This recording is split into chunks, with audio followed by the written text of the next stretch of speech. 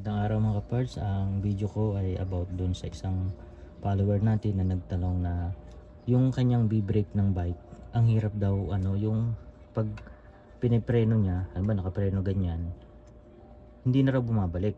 So pag nagpreno siya, nakadikit na lang dito, naka-steady na sa kabilang side. Pero sa kabila daw kumakawang.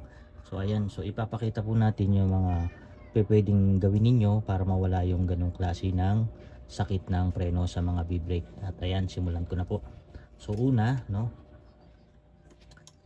dito yan nagkakaroon madalas ng problema. Lalo na pag matagal na, no, pag matagal na yung B-brake ninyo, higing marumi yung loob nito. So nababasa, pagka nabasa, magkakaroon na ng moist yan or kalawang sa loob, kukunat na. So itong side na to, hindi ko pa to nagawa. Ayan. Nakita niyo yung balik niya. Ayan, parang slow mo. Ayan.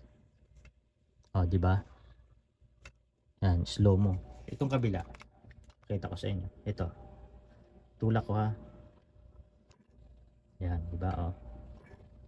Lakas na ng balik. Ito. Oh. Kasi ang possible niyan, marumi na yung dito sa loob nito. So ito, mga kaparts, no, nalinisan ko na to. Ayan. Kaya ganyan riyan. Ayan. So ayan, pakita ko sa inyo kung paano natin lilinisan to at mawala yung ganong sakit ng natin sa bike. Ayan. Una, tanggalin natin itong cable. Ayan. So tanggalin natin itong alin dito. Nakikita nyo maputi siya, no? Malinis siya. Ang problema, malinis siya pero yung loob hindi mo makikita, marumi na. So ayan, zoom natin. Ayan, para makita ng ating follower na nagtatanong. So, ayan, hilahin lang natin yan. Ayan. Ayan o. Ito. Yan ang nagkakapagpabagal sa kanyang ikot. Gawin natin dito. Sprayhan natin ng WD-40 lang. Ayan. Brushin natin. Kahit anong klaseng brush. Kung wala kayong ganitong klaseng brush, pwede kahit yung toothbrush lang. Basta malinisan lang siya. Ayan. Natin mga kaparts.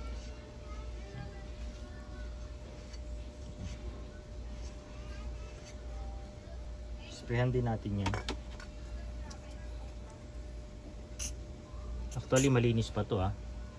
Yung iba niyan sobrang dumi na, kalawang na. Ayan. Then punasan din natin. Okay. Tapos ito, applyan natin ng oil. Ayan. Ito, applyan din natin ng oil. Then kung walang oil, pwede na ang grasa. Okay na yun.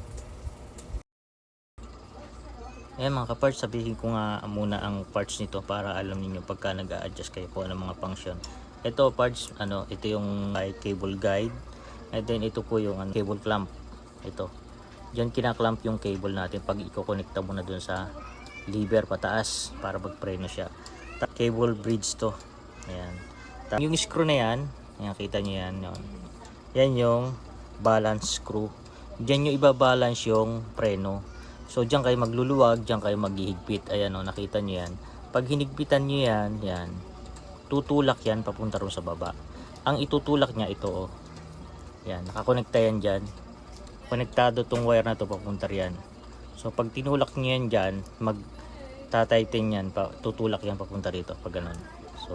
So yan yung balancer. Kaya pagka halimbawa nakakabit yan diyan, nakita niyo mas lamang yung hila dito, mas lamang, luluwagan nyo yung balancer para sakto siya at mag-balance ng hila kapag hinihila na ganun.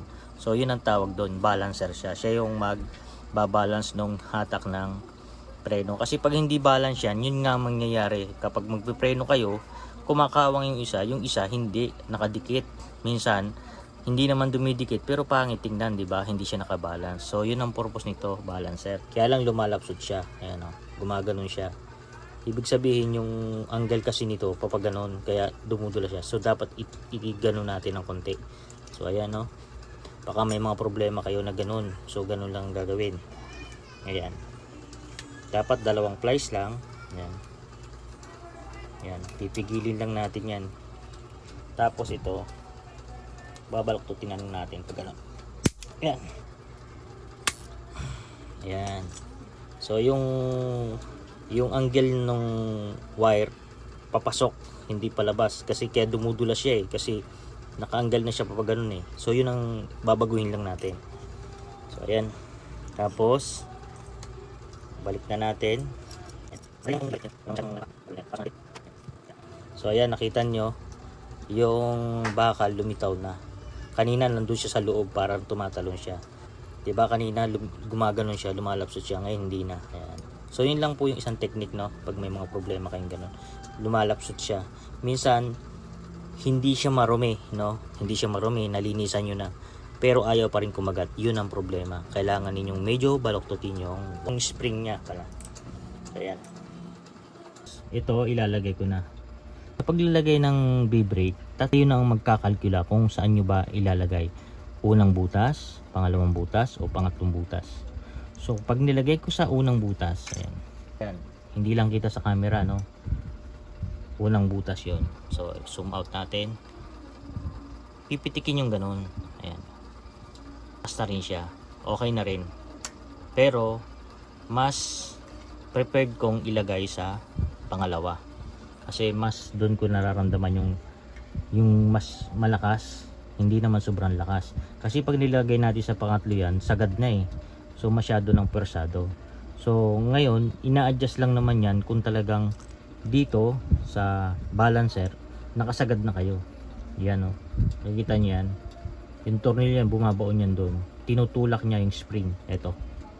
So doon yung balancer. So kung nakasagad na yan, wala na kayong i-adjust. So doon na kayo maglalagay talaga. Ibig sabihin, ito malambot na pagka nandun na kayo sa pinakataas. So ayan. So ilalagay ko lang siya sa ayan, yung pangalawang butas. Hindi lang kita sa pero sa pangalawa ko yan ipapasok ito. Sa pangalawa yan. Yan. Pipigilan ko kasi tumatalsik yan So ayan. So ang ganda na ng sipa niya. Ayan. Okay na siya. Ilagay na natin yung tornilyo. So mga kaparts, no, ganun lang yung pagkokondisyon ng V-brake. Huwag kagad kayong bibili ng bago. Kasi hindi laging bibili ng bago sa ganito. Nasa paglilinis lang o pagkokondisyon lang yan. Bibili lang kayo ng bago. Kung halimbawa, may nangyayari napuputol dito kasi. Napuputol yan pag sobrang higpit, inikot ninyo. Napuputol yan. Yun, bibili na kayo ng bago nun kasi hindi na kayang anuhin yun. Gawa natin ng remedyo. Higpitan na natin. Sa paghigpit nito, wag yung sobrang galit kayo sa paghigpit. Yung tama lang. Baka naman malustrid yung lagayan ng Ito, normal yan. Natatanggal talaga yan. Ibabalik nyo lang. Nakakawit yan doon. Ayan. So, ayan. So, ipakita ko na rin dito sa kabila, no.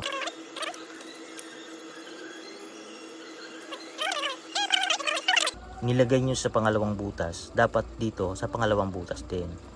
Bakit? Kasi hindi naman masyadong komplikado, pero kung parehas na sa pangalawang butas yan, hindi na kayo mahihirapang mag-balance ng V-brake. So yung balance screw na ginamit natin, pag nag-balance screw kayo, same lang yung hatak nya. So dapat kung pangalawa, pangalawang butas, kung pangatlong butas din, same. So ito, sa pangalawa natin nilagay doon, pangalawa din dito. Yan. Diba kanina inaano ko walang sipa. Ayan, lakas na ng sipa niyan lahat. So ayan mga kaparts, no, pagka ikakabit nyo na yung brake shoe, tanggalin nyo muna to para hindi kayo mahirapan kasi iigkas yan lalaban yan. So saka na nyo na ikabit pagka naikabit nyo na yung brake shoe. So kailangan pantayan. So ayan, ganyan lang. So yung tanong ng isa nating follower, ano po ba yung tamang lagay ng brake shoe sa rim natin, kung saan tatama? Yung brake shoe po kasi mayroon tayong tinatawag na rim na may rim brake. Ito po, yung puti na yan. So dapat dun siya tatama yung brake shoe natin. Zoom natin. Yan yung brake shoe natin dapat eksakto siyang tutuon dun sa rim brake. Hindi siya sasaya dito, hindi rin naman sobrang baba. So eksakto lang siya. At Sa position naman ng B-brake natin, dapat ganyan po. Zoom out natin. Ayan.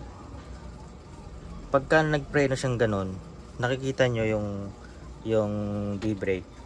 Nakadiretso siya. Ayan. Hindi naman totally 100% diretso, pero nakaano siya, nakaganon siya. Parang nakabalance siya dun sa tinidor. Meron kasi, hindi ka pa nagpipreno, nakaganon. So, ang dami ng spacer na nilagay dito.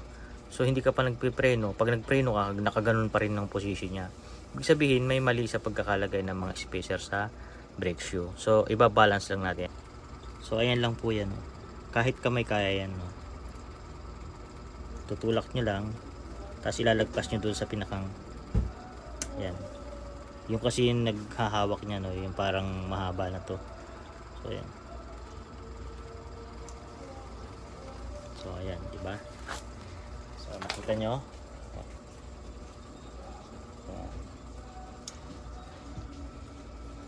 Putulin muna natin ito mga kaparts, yung dulo ng cable para maganda. Okay. Then, pag kinabit na natin dun sa cable, ilagay natin to. Yan. Pasok na yan. Then,